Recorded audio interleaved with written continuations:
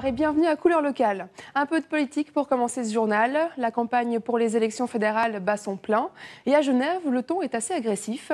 Les annonces publiées dans la presse par le Parti libéral radical ne sont pas du goût de la gauche, qui n'a pas manqué de le faire savoir. Charles-Henri Boichat, Joël Boissard. Ce sont des annonces publicitaires des partis de l'entente qui ont mis le feu aux poudres. Affirmation.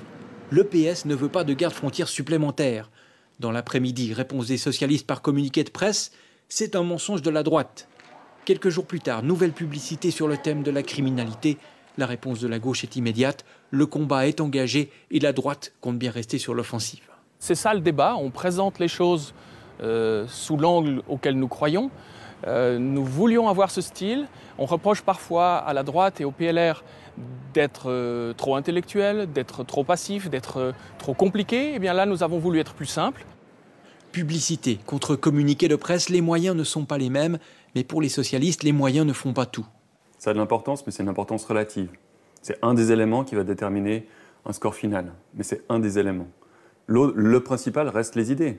Ça ne me pose pas de problème d'avoir face à moi un arsenal de moyens qui finalement part à la déroute, parce qu'ils ne font que mentir. Dans cette campagne, le ton choisi par le Parti radical libéral est offensif. Il ne faut pas mentir aux téléspectateurs. Et dans cette situation, attirer l'attention donne toujours un avantage.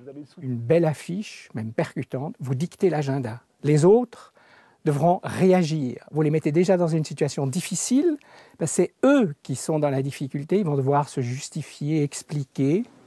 De plus, les études le prouvent, une campagne qui dit des choses négatives sur un adversaire marque plus les électeurs.